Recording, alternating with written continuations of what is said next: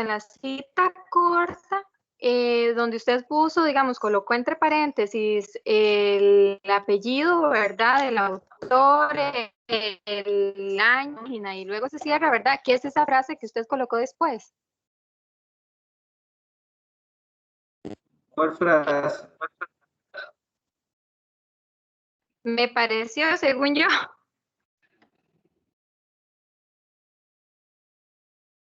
Ahí se ve. ¿O no?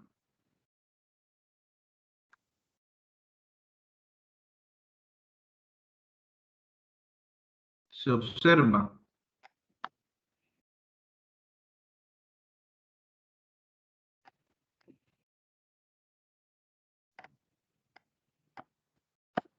Me imagino que lo que usted dice es esto último. Si es esto último, Profe, bueno, es que a mí lo que me eso yo parece les... ahorita, ¿verdad?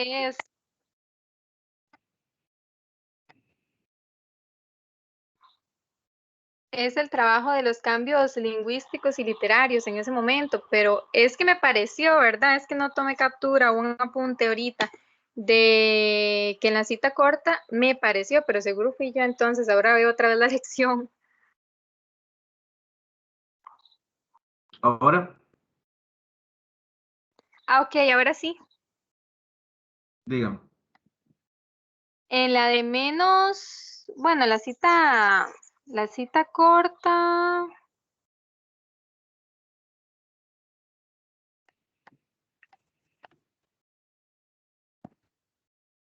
ay, no la veo ahí. Esa es Eso sí lo... la cita directa. Profe, digamos, a la cita corta no se le coloca eso al final, ¿verdad?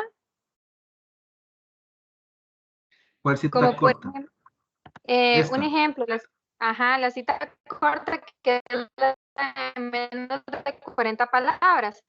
Ok, Menos de ajá, 40. esa, ajá, ok, sí. Es como yo la tengo idealizada, no lleva nada más, ¿verdad? No, así es. Siempre va las comidas, las referencias entre paréntesis. Ok, si no habría que ponerle o colocarle otra cosa, solo es así y listo.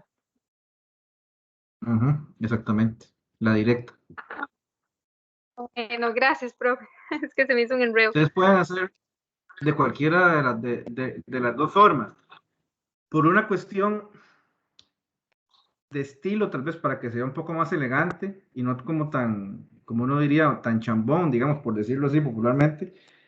A mí me gusta más la cita narrativa porque le da como un tipo, como que suaviza un poco lo que uno va a insertar ahí. No sé ustedes qué piensan, pero cualquiera de las dos Profe, son válidas, ¿sí? Profe, con y permiso. un ejemplo, digamos, cuando uno utiliza,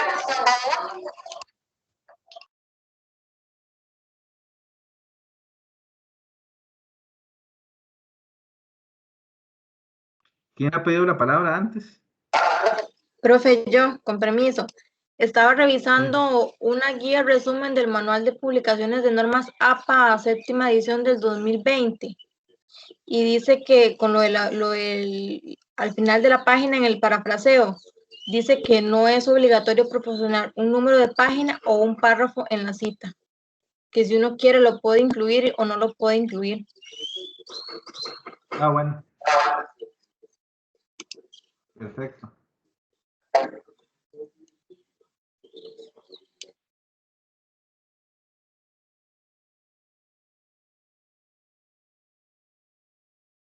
Pero sí es bueno por lo menos que quede ahí porque saben qué pasa.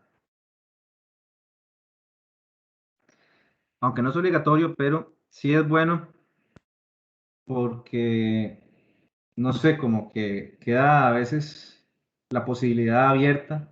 Es que en serio, a veces uno no sabe, pero cuando a uno lo acusan de plagio, este tipo de cosas pueden salir.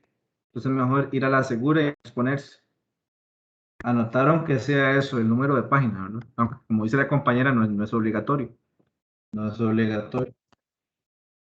Profe, pero el número de página solo se coloca casi cuando es un libro, ¿no? ¿Un qué? Cuando se agarra de un libro, porque cuando es de un artículo así que nos trae eso no se le agrega. Pero ese que, sí, un libro, pero ese, por ejemplo, que tomamos de ahí es de una revista, es un artículo de una revista, ¿verdad? Y sí venía la numeración, entonces todavía mejor. Si viene la numeración, eso facilita todo.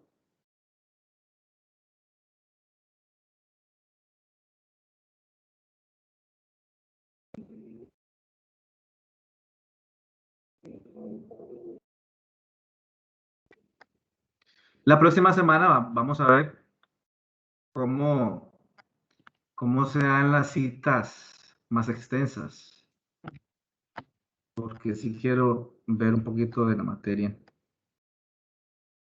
Profe, una ¿Ok? pregunta, salí así del tema. Usted no nos Sí. ha dejado el proyecto, ¿verdad? Todavía, ni nada. ¿Cuál proyecto? No pienso yo, usted no ha dejado trabajos para estos días, ni Sí, nada.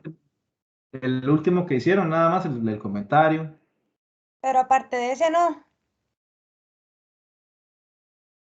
Lo del portafolio que tienen que ir alimentándolo Ah, ok. y, y el examen que creo que es pronto. El examen es, déjenme ver, ya que me toca el tema.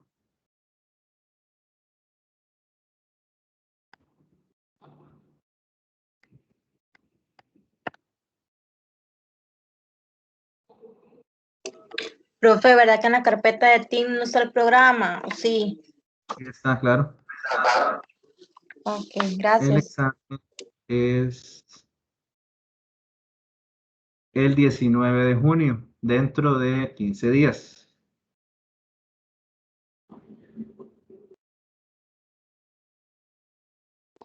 Ok. Profe, con usted hay que activar la cámara para hacer el examen también y todo. Ah, en otros hacen. Veo, yo no sabía. Me Bueno, es acaba de que, dar una buena idea. Muchas sí, gracias. es que en inglés No, no, la tranquila. teacher nos dijo No que se sí, preocupe, ¿verdad? Entonces, sí, me imagino que para verlo a uno, a ver qué está haciendo, ¿verdad? no, Entonces, por eso no, le no, tranquila. preguntaba. Ajá. Pero el examen de inglés no es oral. El No, examen oral es, ajá. En serio. Cualquier cosa yo les puedo ayudar. Yo algo sé de inglés, aunque sea un poquito. Por eso Vean. es que la profe de inglés pidió cámara, porque era oral. mira, no le pregunté si era oral o No, escrito, la vean. verdad, entonces me imagino que Yo sí les es. Entonces, vean. Yo les doy mi forma de pensar. Que puede que yo esté muy equivocado. O puede que muchos otros profesores tal vez no estén de acuerdo. Primero que todo, yo no soy del pensamiento de que un examen como tal mide el conocimiento. ¿Cómo veo yo que ustedes están aprendiendo o no? Por ejemplo, el portafolio me da una guía para eso. La participación que ustedes tienen, los aportes a lo que yo estoy diciendo, los comentarios, lo que ustedes reciben de mi parte, cómo ustedes lo interiorizan, para mí eso es lo importante. El examen, no tanto. Por eso incluso, vean, yo los exámenes hasta los dejo para la casa. Ustedes los contestan y me entregan. ¿Por qué? Además, porque la virtualidad, uno no tiene como el control de la situación. Se puede decir, profe, se me descompuso la cámara. Profe, esto y lo otro. Yo jamás de la vida voy a decirles, no, usted está mintiendo. Usted me está engañando para hacer no, yo no puedo decir eso. No tengo ninguna base, ninguna prueba para acusarlos a ustedes de ninguna manera. Así que los exámenes es yo confiando en la capacidad que ustedes tengan Y bueno, yo al final, ¿saben qué pienso? Vean, yo tengo estudiantes que les hacen, que le pagan a alguien para que hagan los trabajos. Que yo sé cuando hago una pregunta oral, no, curiosamente siempre no están o están en el baño y se van. Entonces digo yo, bueno, no hay forma de probar que si tienen dolor de estómago o algo así, suelen bajos porque está muy bien hecho, pero ya uno sabe qué tipo de, ya uno sabe quiénes son y ya uno sabe el tipo de profesional que van a ser. Así que haya esas personas que tengan la conciencia así, o que tal vez ni les remuerden nada la conciencia. Pero el problema es en el aula después.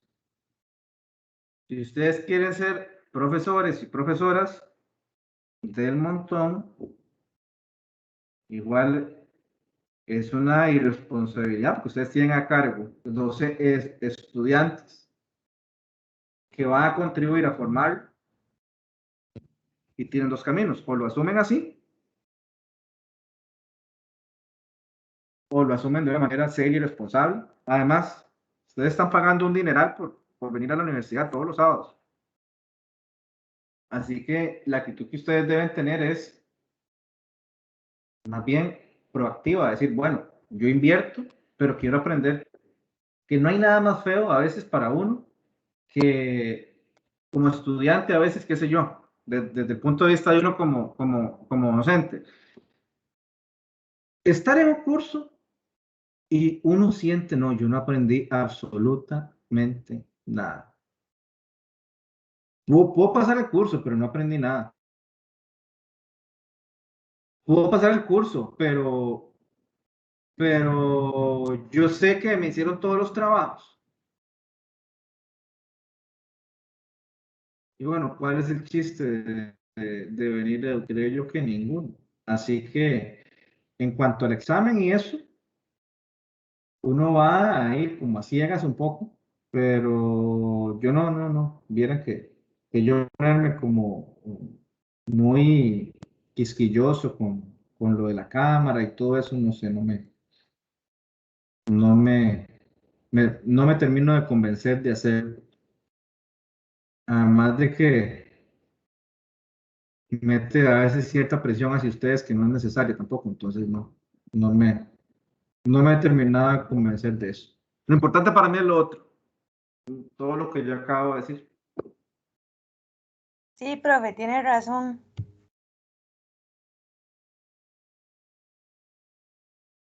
Es como mi hermana estudió medicina, ya es pediatra, no sé qué, ella me contaba que tenía un compañero que copiaba todos los exámenes y se leía bien y todo, pero bueno, ¿qué tipo de médico va a ser?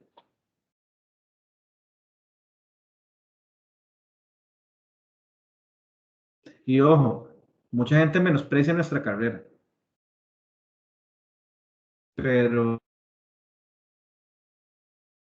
de nosotros depende a veces que un estudiante continúe sus estudios, tenga una esperanza de vida mejor o quede a merced de la delincuencia organizada, del narcotráfico, dependiendo de la formación que le demos nosotros, podemos hacer a estudiantes conscientes con respecto a temas tan sensibles actualmente como la violencia en el hogar contra la mujer, o podemos dejarlo pasar, podemos llegar, firmar entrada, dar la materia, no involucrarnos y ser inconscientes con el papel que tenemos nosotros, ¿verdad? Entonces, a lo que yo voy y lo más importante, un examen sí, vale, claro, pero para mí Es secundario y además, no, en este curso no tanto. En otros yo me fijo mucho en lo que ustedes escriban, así como el comentario crítico, pero más sobre el criterio de ustedes, más sobre qué han procesado de todo lo que yo digo, con preguntas de... Mis exámenes suelen ser de 3 preguntas, cada una vale, no sé, 30 puntos, 40 puntos. Escriban un ensayo de tantas palabras sobre esto. ¿Por qué? Porque la idea es que el examen se vuelva un espacio, un momento donde yo vea que ustedes han desarrollado pensamiento, capacidad para analizar. Una cosa únicamente de llegar, memorizar y después del examen se me olvida todo. Ustedes además así ejercitan la respuesta tipo desarrollo, porque ustedes llegan en el colegio, cuando ven clases, a veces ustedes lo han experimentado siendo estudiantes, una respuesta de desarrollo son 2 renglones cuando más, o un renglón, no. Eso está malo porque tiene que ser una respuesta de más palabras. Entonces, eso es parte de la expresión escrita que ustedes también, en los tipos de exámenes que yo hago, tienen que ir desarrollando. En este no tanto, en este curso no tanto. Pero bueno, no sé si hay más preguntas. Igual, vean la materia. Hoy les digo hasta dónde entra. Y si hay más dudas con respecto al examen, aquí la próxima semana las podemos venir a aclarar. Bien. Campos lingüísticos literarios de la filología. Indoeuropea. Lingüística de las lenguas indoeuropeas. ¿Se ve eso? Sí. ¿Se está viendo? Sí, profe. Sí. Filología clásica, griego y latín. Estudio y análisis de los escritos en griego y en latín, incluso medieval, renacentista y moderna. Latina medieval. Estudio y análisis de los escritos latinos elaborados en la Edad Media. La Edad Media inicia alrededor del año 476 y concluye por ahí de 1492. La Edad Media. Estudio románica, estudio de escritos en lenguas romances, daco-románica, rumana, italo-románica, italiana, galo-románica, francesa, occitana, ibero-románica, catalana, gallego-portuguesa, castellana, española, hispanoamericana, estudio de los escritos en lengua castellana o española, tanto en España como en Iberoamérica, incluida la colonial, germánica, anglosajona, alemana, neerlandesa, escandinava, danesa, sueca, noruega, semítica, que es la hebrea o la árabe, eslava, rusa, polaca, serbocroata, búlgara, checa, eslovaca. Indoamericana. Sobre la base de la tradición oral, la posibilidad de editar textos escritos en las lenguas de los indios del continente americano. Ese texto fue escrito hace ya bastante tiempo, pero no sé, tal vez esa palabra indios así suena un poquillo peyorativo. Hay que tomar en cuenta eso, que el texto es escrito un poco hace tiempo. Los fines de la filología, viene aquí, esto es muy importante. O sea, ¿cuáles son qué es lo que buscamos con el trabajo filológico? ¿Qué es lo que hacemos nosotros? ¿Qué es lo que hacemos? ¿Cuál es nuestra labor? Gloria, adelante, de la filología clásica. ¿Puedo ayudar? Por favor. ¿Yo, profe? Sí, señora. Gloriana. Bueno, es que dice Gloria.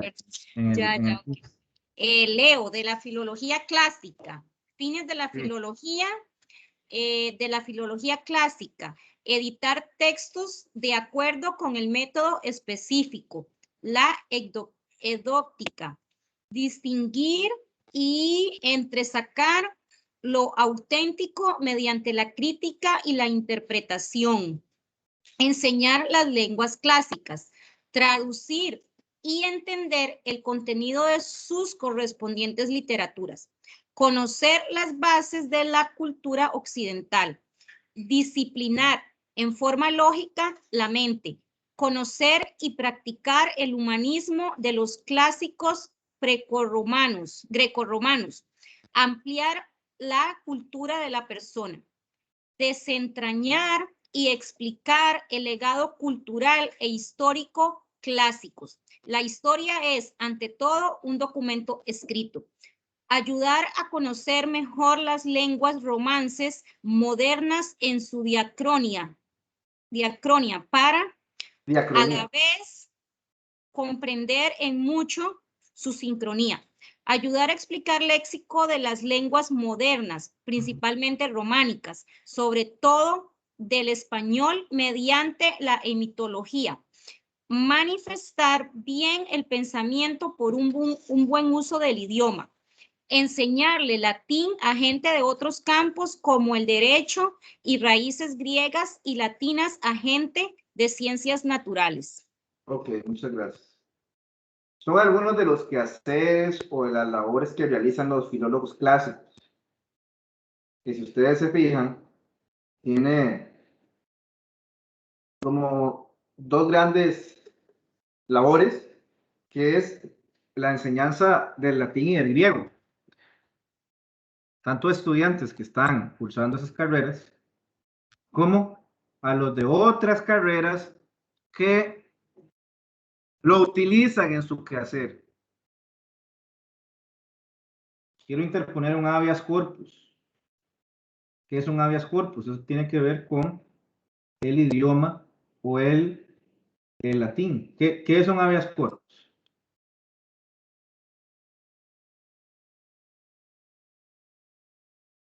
Son los recursos que se interponen cuando se ven violados el derecho a la libertad. Ok. La etimología es conocer de dónde vienen las palabras, así como vimos la etimología de la palabra filología, que viene del filum y logos, que significa amor o interés por las palabras. El logos, palabras.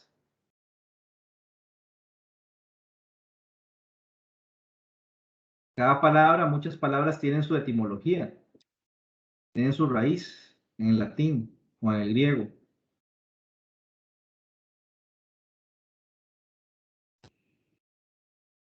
La traducción, un filólogo clásico toma textos del latín y el griego y los traduce, y estas traducciones se publican. La Ilíada, ¿alguien recuerda qué es la Ilíada? ¿Han escuchado eso? La Ilíada, ¿qué es eso? Es un libro. ¿Sí? ¿Sobre qué? Sí, no, no me tocó leerlo a mí en el colegio.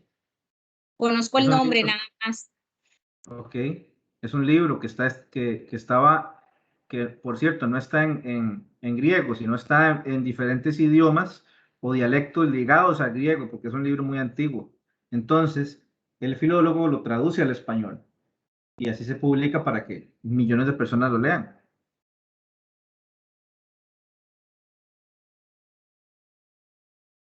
Y la parte cultural. Un filólogo clásico tiene que manejar al dedillo la cultura de esa época.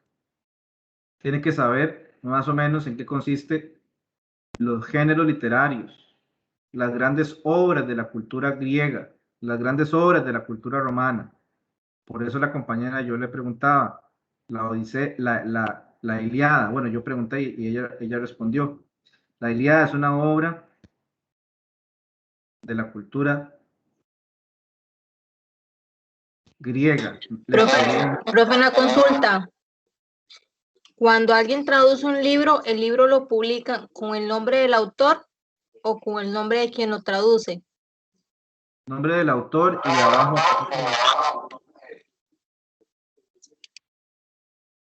abajo aparece el nombre de la persona.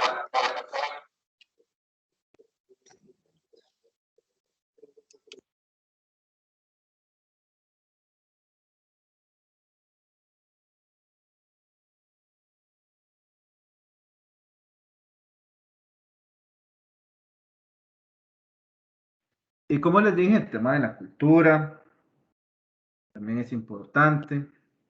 ¿Y por qué ustedes estudian filología? ¿Por qué ustedes están viendo esto? Porque ustedes van a estudiar el español y como ya vimos, la raíz del español es el latín y el latín no se entiende sin el estudio del griego, aunque sea por encimita.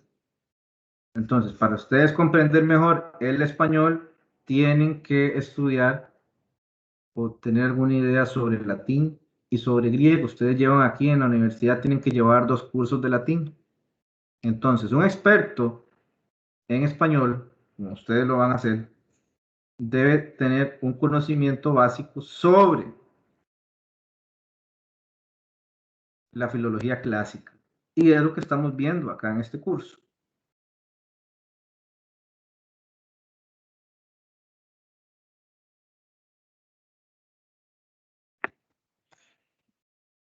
De la filología románica y de la filología española, y esto es lo más actual. Shaslin, ¿puede ayudarme aquí? Dice filología actual.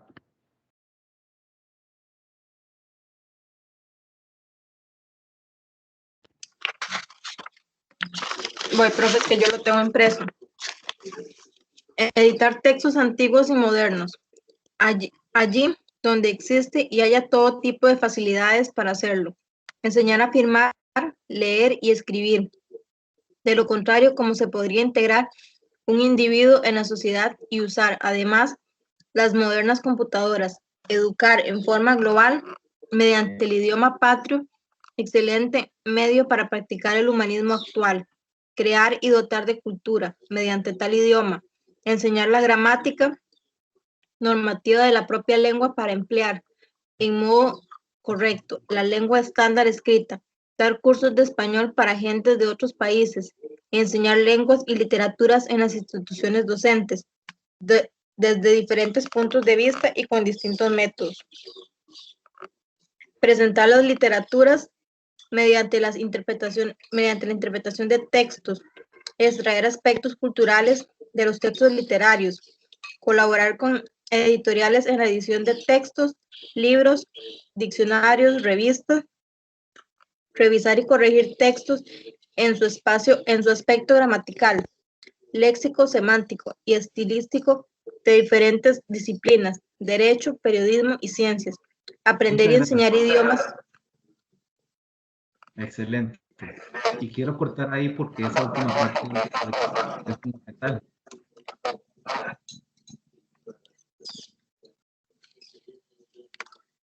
Revisar y corregir textos en su aspecto gramatical, léxico, semántico y estilístico de las diferentes disciplinas, derecho, periodismo, ciencias. ¿A qué le suena eso? Pueden ser trabajos de investigación, pueden ser artículos, como el artículo que vimos ahora sobre la pandemia, el que yo saqué de la página de la UNED. Eso tiene que ir corregido por un filólogo. Los filólogos corregimos tesis de las universidades. Eso significa, desde el punto de vista gramatical, o sea, del uso adecuado de la morfología, la sintaxis, de las reglas del idioma, el léxico semántico, o sea, procurar la mayor riqueza en el uso de un vocabulario amplio, sin repeticiones, sin queísmos, o sea, que es el abuso de la palabra que, y estilístico, o sea, que se adecue a lo que se quiere hablar. Realizamos tesis de derecho, de periodismo, de ciencias, de educación, de ingeniería. Y es bueno, no sé si es un buen mercado, pero por lo menos a mí me salen trabajos. El año pasado me salieron bastantes, este no tanto, este ha estado un poco malo, pero sí es no hay que ser filólogo para dedicarse a realizar tesis, hay que mínimo tener el título de licenciatura en enseñanza, pero si son filólogos, pues mejor. Y además de lo que ya dio Chaslin ahí, es importante todo el tema de los filólogos somos educadores. Los filólogos nos encargamos de alfabetizar a la gente, a los niños, a los adultos mayores, a las personas igual que no saben leer ni escribir, enseñamos literatura, tenemos que conocer de estudios sociales, de sociología, de historia. Si no, no podemos estudiar los textos literarios.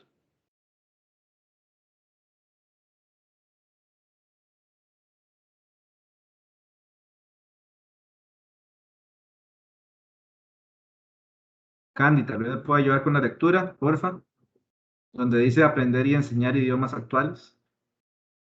Candy, ¿estás por ahí? ¿Me escucha, profe? Sí, adelante. Verás que aquí está un aguacero y yo casi no los escucho. Aquí no ha llegado, más bien ya pasó y está ahí por donde viste el Aquí seguro. comenzó y más bien se fue la luz un toque y me sacó. ¿Por dónde vamos? Por... Aprender y enseñar. Aquí. Ok, aprender y enseñar idiomas actuales. Sí. Determinar en la lengua materna los términos extranjeros y sus peculiaridades. Estudiar el origen y la evolución, la diacronía del léxico y gramática de las lenguas modernas, principalmente el mundo romántico en donde está enclavada la lengua española. Eso es importante. Disculpe que le interrumpa. Cuando hablamos de la palabra diacronía o la palabra diacrónico, ¿eso qué significa? El estudio de un idioma desde su inicio, su desarrollo y hasta la actualidad. O sea, estudiar todo el trayecto. Eso es lo diacrónico, desde el inicio y cómo ha evolucionado. Y lo sincrónico es estudiar el idioma en un periodo definido, en un periodo determinado. Estudio del español de Costa Rica en los años 80, por ejemplo. Eso es sincrónico, porque es un periodo establecido, particular. Y diacrónico es desde su origen y su evolución, o sea, completo. Diacrónico es el estudio completo. Sincrónico es una parte. Continúe.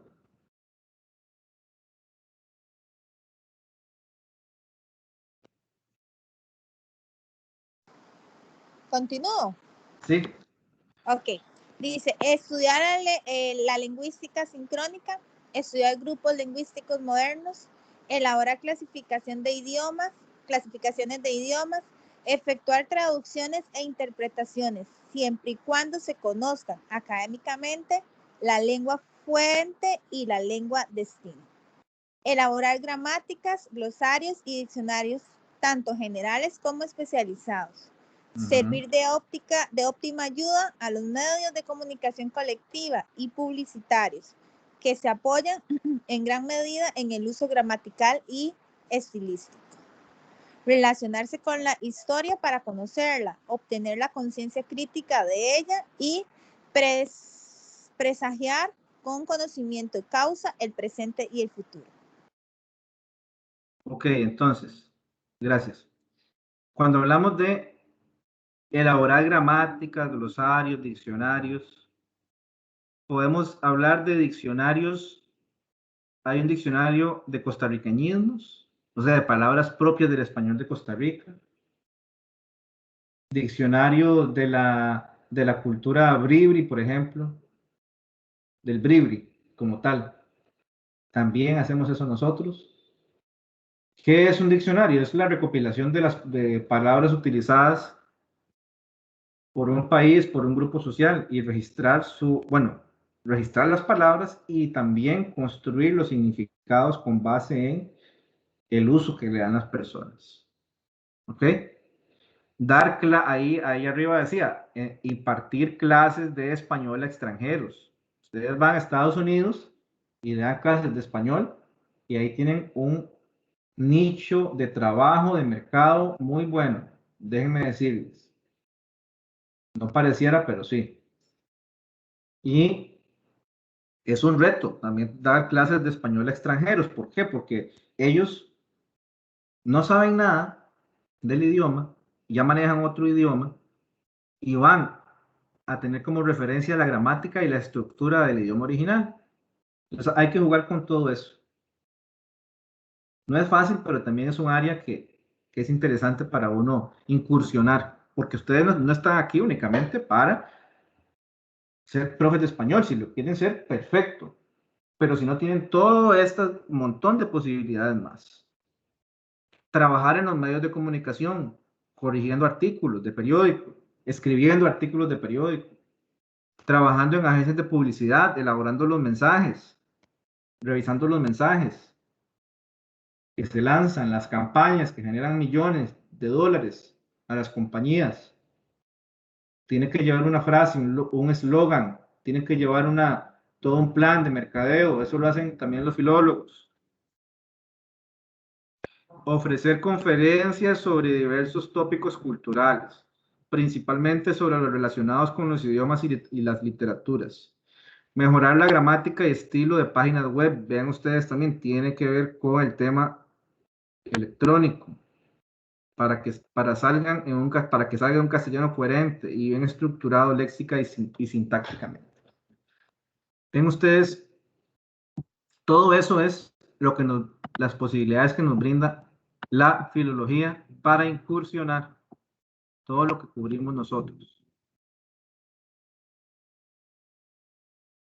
¿Algún aporte, algún comentario?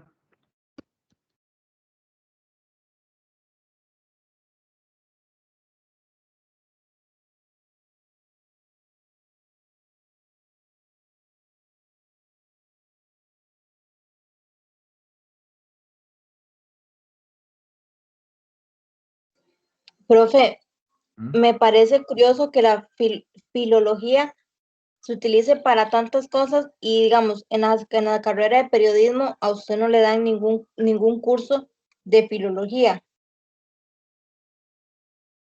¿Usted estudió periodismo? Sí. Lo más que me dieron fue expresión oral y escrita 1 y 2 y eso fue todo. ¿Y Pero completó sí, la carrera? sí, yo la saqué toda y saqué una licenciatura también. ¿A dónde? En la San Judas Tadeo. Ah, muy bien. Yo trabajé como periodista 2 años en un periódico extranjero, un diario digital, en El Salvador. Y la verdad, la experiencia que yo era fanático de leer crónicas, soy fanático también del periodismo narrativo, me gusta mucho, el tipo de escritura más reposada, que va más allá de total inmediatez. Y bueno, incursioné en este campo, el periodismo. Y si yo no hubiera estudiado español, yo creo que no hubiera podido trabajar en ese momento. Imagínense ustedes. Como que se le entrecorta por partes. Ahora. Hay un poquillo, pero sí el micrófono, que se oye un eco, hay un poquillo extraño. Es porque tienen los dos micrófonos abiertos. Sí.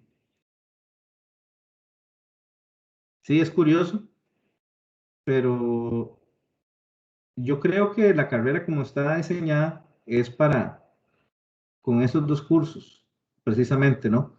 De expresión oral, expresión escrita, y en cierta forma el periodismo se ha ido desprendiendo un poquito de la filología, porque La Nación, por ejemplo, ya no utiliza filólogos, ya los editores son los que corrigen. Y la Extra sí tiene, porque uno de mis mejores amigos es filólogo en la Extra. Y como le dije, yo en ese periódico inicié trabajando como filólogo y de repente me dio la curiosidad y dije, a mí me gustaría escribir. Fue algo tan extraño porque igual, o sea, yo sabía que mi fuerte era la filología y que yo estaba entrenado para eso, pero la parte de la escritura, yo nunca pedí un periodo de aprendizaje porque yo sé que ahí hay que llegar y de una vez al terreno. Y así fue como aprendí sin el tiempo de aprendizaje. Es interesante lo del periodismo también porque, como le dije, hay un tipo de periodismo que es de sentarse a escribir durante varias horas, de darle un sentido hasta literario, un sentido con un lenguaje llamativo. Por ejemplo, hoy luego les puedo pasar unas crónicas que yo escribí en su momento, están ahí en internet, que tenían esa connotación. Era un periodismo más humano, más de la historia humana, más al fondo. Y también me tocaba hacer las notas inmediatas de uno estar viendo una conferencia de prensa y escribir así, a la velocidad de la luz. Y eso también no es tan sencillo trabajar bajo presión, pero uno aprende. Y sí, curiosamente hay ese vacío con respecto del periodismo en relación con la, con la filología. Pero la filología sí se encarga de valorar cómo incursionar en el ámbito periodístico.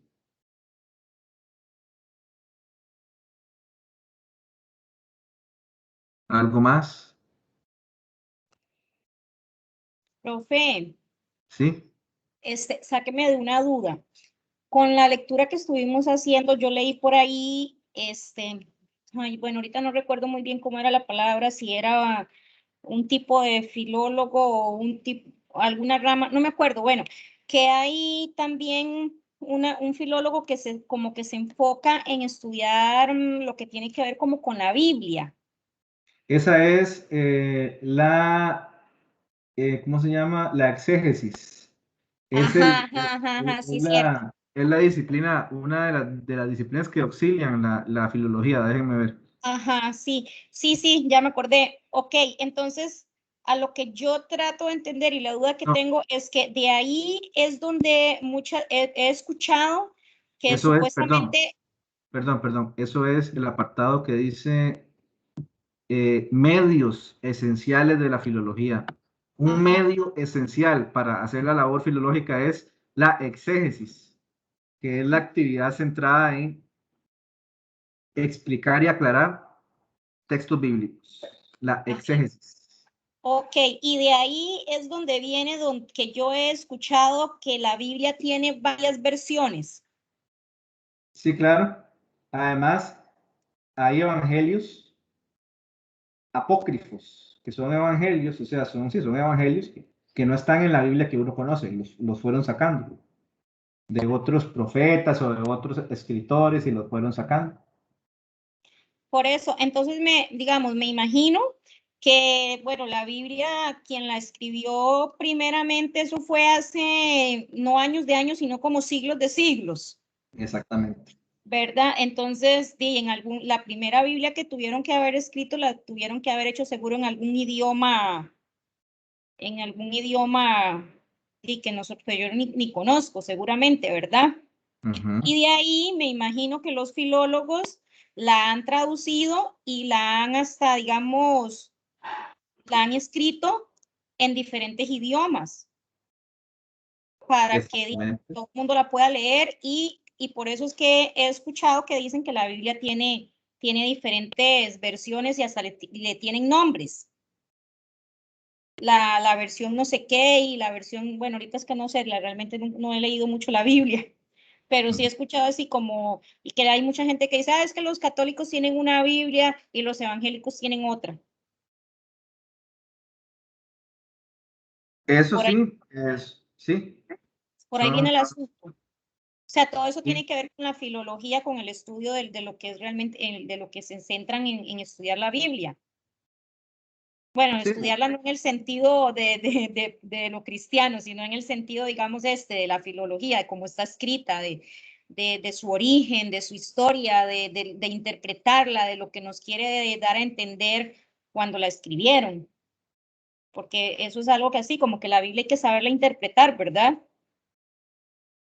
Exactamente. Voy a enviarle un enlace a usted para que lo estudie, lo analice y nos haga una pequeña exposición al respecto. Eso lo vamos a hacer la próxima semana. todos van a tener un pequeño artículo que van a leer. Lo van a leer ahí mismo en la clase, no importa. Justamente porque la filología se liga con diferentes aspectos culturales e históricos. Entonces, he dicho que la compañera menciona eso porque vamos a indagar más sobre el quehacer de la exégesis que tiene que ver con la Biblia. Esas preguntas que la compañera está haciendo, ella se va a encargar ella misma de dilucidarlas, y así, la próxima semana, cada quien va a tener un articulito pequeño que van a leer aquí en la clase, no se tienen que llevar nada para la casa, lo van a leer y van a contarnos de qué trata y cómo ese artículo se va a relacionar con la filología.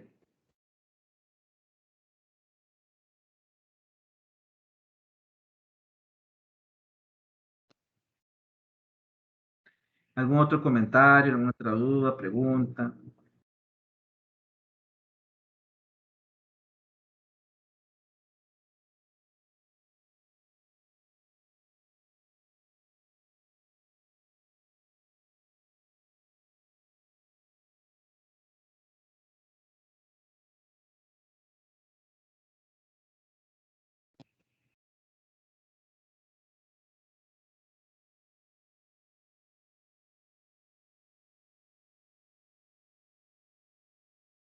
Bueno, estamos entonces.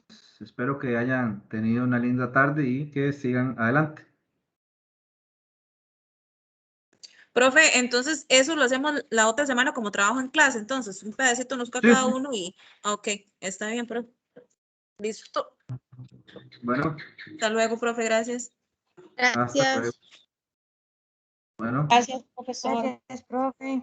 bueno, hasta luego. Gracias, profesor. Hasta luego. Que pase una buena tarde. Gracias, profe. Chao. Gracias, profe.